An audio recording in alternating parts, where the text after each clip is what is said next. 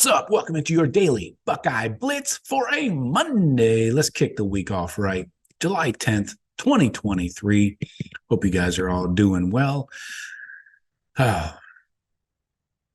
Today, the Buckeye Rush Hour is at 4:30 p.m. Eastern, 4:30 to 5 p.m., just a quick half hour. You guys get in there, your chat, your comments, drive the show. I want to present a topic to you. You guys give me your feedback, and I'll read your comments on the air.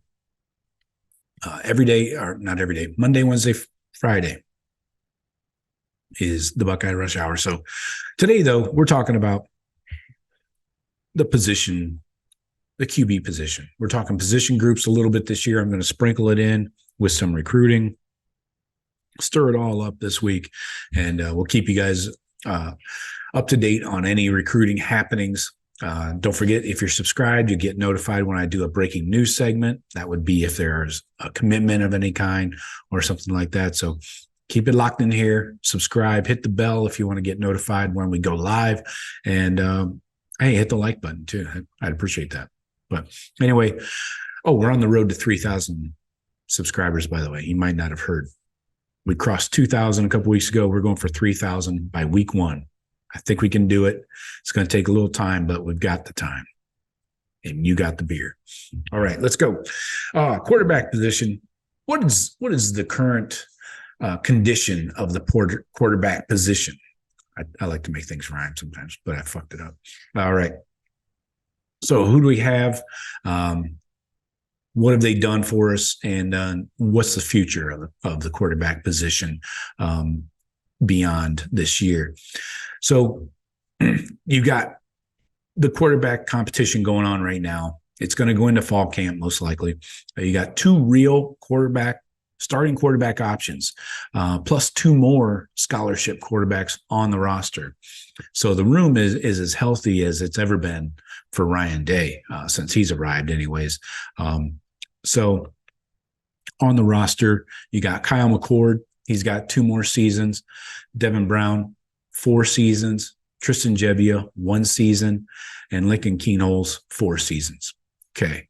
And then 2024, we've got a commitment from Aaron Nolan from Georgia.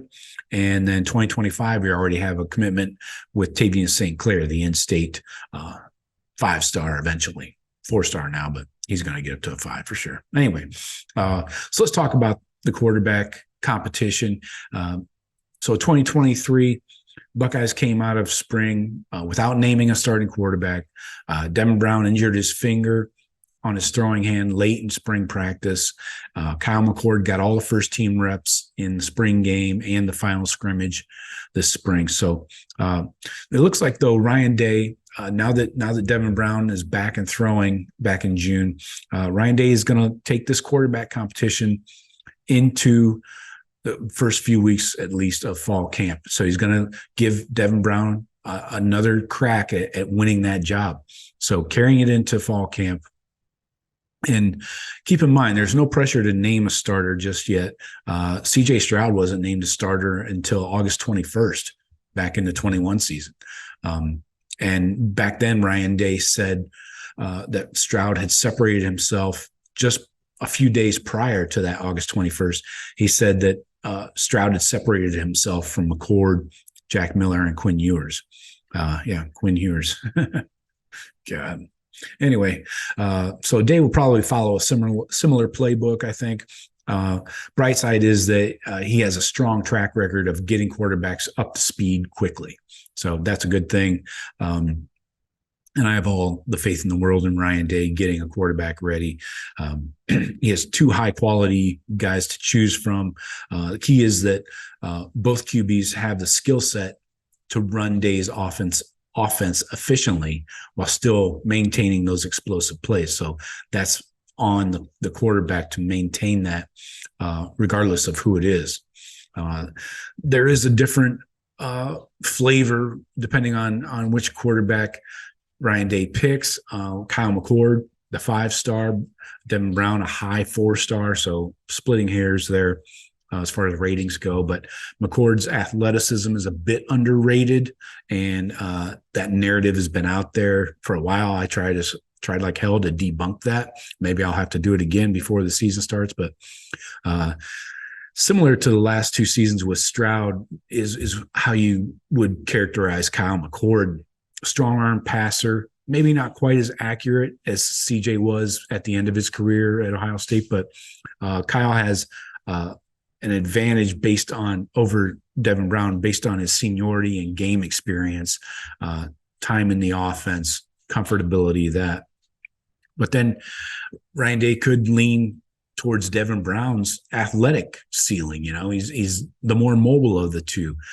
He does lack some of the raw arm talent that Kyle has, but he could provide more playmaking ability and make some of those off script plays. Think of like a Caleb Williams, from USC, something like that, or Bryce Young last year. Anyway, so depending on who wins the job. So if Brown wins the job, Kyle McCord is probably going to hop in the portal. And if Kyle wins the job, Devin has 4 more years remaining of eligibility. So maybe he sticks around for a year as a backup to McCord. What if McCord is good enough in 1 year as a starter to make the jump to the league? That's a possibility too. We've seen that play out with Dwayne. So that's the ideal scenario for Ohio State in the long term. You get McCord and Brown get on the field over time, and then they give the young players time to develop, while those guys are starting over the coming years. So either way, no matter who wins the job, it's doubtful that Kyle McCord and Devin Brown will both be on the roster in 2024, in my opinion. So unfortunately, that's the drawback of this competition. There's a starter, and hopefully there's no injury, but most likely scenario is that we have a starter for a full season, and one guy sits. So let's talk the future quickly of the quarterback position. Lost out on Dylan Ravioli, but landed Aaron Nolan. Perfect scenario.